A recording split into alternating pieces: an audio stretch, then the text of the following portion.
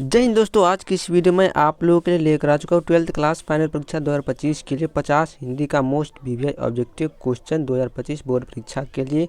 और ये जो होने वाला है आर्ट्स, साइंस और कॉमर्स तीनों के लिए जो है मोस्ट वीवीआई होने वाला है। तो आप सारे लोग जो है पूरे क्वेश्चन को एक बार ज़रूर ध्यान से देख लीजिएगा। और चैनल पर आप लोग पहली बार आए हो तो चैनल को सब्सक्राइब भी ज़रूर कर दीजिएगा। चलिए, आप लोग पर आपका जो है रिविजन भी होते रहेगा। चलिए, पहला क्वेश्चन देखिए।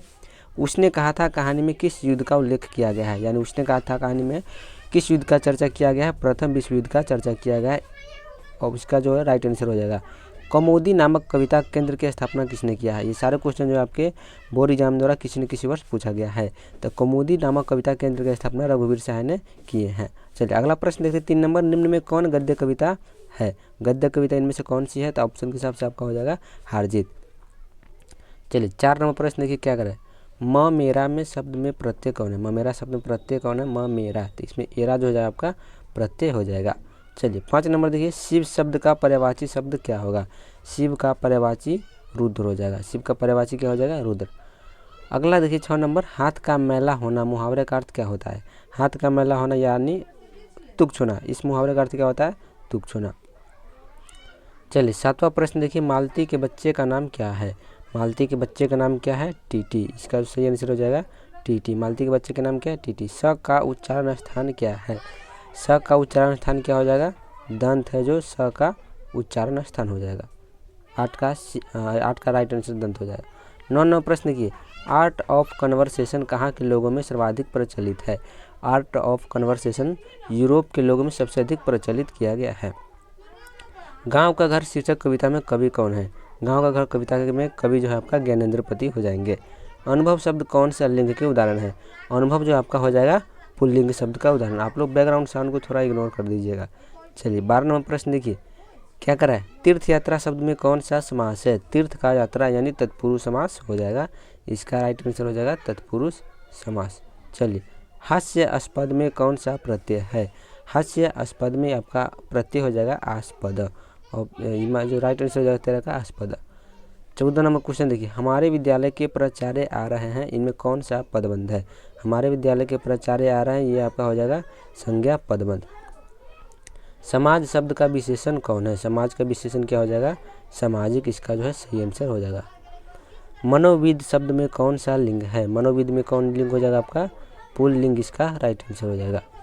चलिए, 17 नंबर प्रश्न देखिए। मुझे भी छात्रवृत्ति मिलती थी सर्वनाम है। मुझे भी छात्रवृत्ति मिलती थी, कौन सा सर्वनाम है, तो यह सर्वनाम हो जाएगा निजवाचक। चलिए, प्रेम शब्द का विशेषण है। प्रेम का विशेषण क्या हो जाएगा, प्रेमी। आप लोग ध्यान से देख लीजिएगा। कवि शब्द का स्त्रीलिंग रूप क्या है। कवि का जो स्त्रीलिंग हो जाएगा आपका कवित्री। चलिए, अगला प्रश्न देखिए 20 नंबर। निडर शब्द में कौन सा उपसर्ग है। निडर में आपका निडर जो है इसमें क्या हो जाएगा, नि उपसर्ग हो जाएगा। निम्न में शुद्ध शब्द कौन सा है। यहाँ पर देखिए ऑप्शन सी जो इसका वाल्मीकि। इसका राइट आंसर हो जाएगा वाल्मीकि। दीर्घमी और इसे की, देखो ये वाला सही हो जाएगा। जिससे किसी बात के होने का न बोध हो उसे क्या कहते हैं, तो उसे हम लोग कहते हैं निषेधवाचक। जिससे किसी के बात का होने का बोध न होता उसे क्या कहते हैं, निषेधवाचक। अगला देखिए। निम्न में शुद्ध शब्द कौन है। शुद्ध शब्द हो जाएगा प्रार्थना। इनमें प्रार्थना जो है क्या हो जाएगा, शुद्ध शब्द। निम्न में शुद्ध शब्द कौन है। फिर ये प्रियदर्शी है, ये भी शुद्ध शब्द हो जाएगा। चलिए, 25 नंबर क्वेश्चन देखिए। राजपुरुष में कौन सा समास है। तत्पुरुष समास हो जाएगा राजपुरुष में तत्पुरुष समास। 26 नंबर क्वेश्चन देखिए। किसी काम में दखल देना क्या कहलाता है। किसी भी काम में दखल देना क्या कहलाता है, तो यह कहलाता है हस्तक्षेप। इसका जो सही आंसर हो जाएगा हस्तक्षेप। अगला क्वेश्चन देखिए। जानने की इच्छा रखने वाले को एक शब्द में क्या कहते हैं। जो जानने की इच्छा रखता है उसको हम लोग एक शब्द में क्या कहते हैं, उसे एक शब्द में जिज्ञासु कहा जाता है। तो आप लोग सारे क्वेश्चन को जो है ध्यान से देखते चलिएगा। वन में चरने वाला क्या कहलाता है। वन में चरने वाला को हम लोग क्या कहते हैं, वनचर। इसका सही आंसर क्या हो जाएगा, वनचर। गुण दोष विवेचक क्या कहलाता है। गुण दोष विवेचक जो आपका क्या कहलाता है, आलोचक। इसका जो राइट आंसर हो जाएगा आलोचक। आप लोग कमेंट करके बता दीजिएगा कि आपको कितना क्वेश्चन जो है सही हुआ या फिर पहले से ज़्यादा था। अज्ञेय का जन्म कब हुआ था। सच्चिदानंद हीरानंद वातास्यायन अज्ञेय इनका पूरा नाम है। इनका जो जन्म है 1911 ईस्वी में हुआ था। नामवर सिंह का जन्म कब हुआ था। नामवर सिंह का जन्म जो है 27 ईस्वी में हुआ था। ये इसका आप लोग देख रखिए। आप लोग एक बार सारे लेखक का नाम, जन्म और मृत्यु अच्छे से देख लीजिएगा, जिससे आपको है 7 से 8 क्वेश्चन बोर्ड परीक्षा में आता ही रहता है। इनमें कौन प्रेम के पीर के कवि है? प्रेम के पीर कवि कौन है? मलिक मोहम्मद जायसी इसका सही आंसर हो जाएगा। चलिए 33 नंबर क्वेश्चन देखिए, इनमें कौन राष्ट्र कवि है?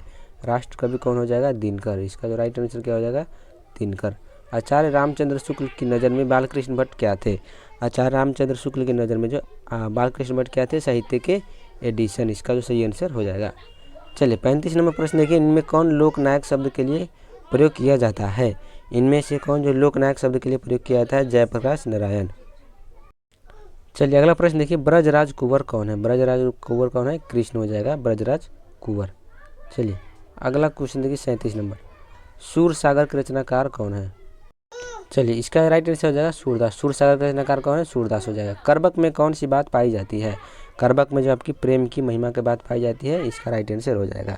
नामवर सिंह के गुरु कौन थे? नामवर सिंह के जो गुरु है कौन हो जाएंगे? हजारी प्रसाद द्विवेदी। ये क्वेश्चन जो आपको बार बार पूछे जाते हैं, आप लोग सारे क्वेश्चन के ऊपर ध्यान से देख लीजिए।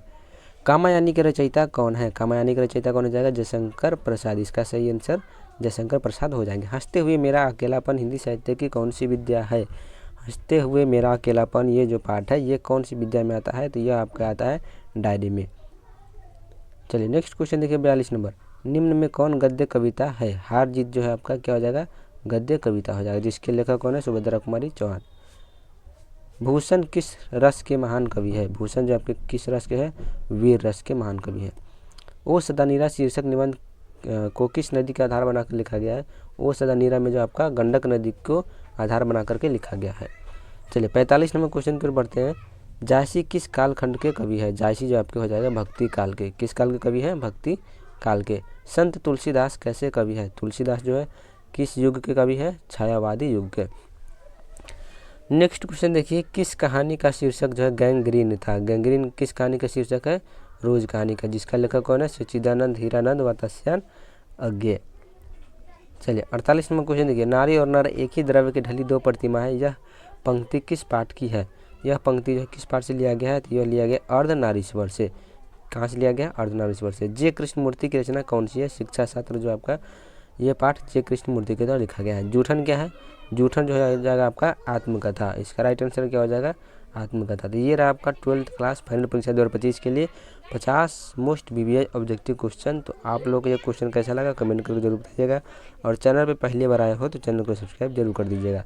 चलिए ऐसे ही वीडियो में लेकर आप लोग वैसे ही वीडियो आप लोगों के लिए हम लेकर आते रहेंगे। फिर मिलते हैं अगले वीडियो में, तब तक के लिए जय हिंद जय भारत।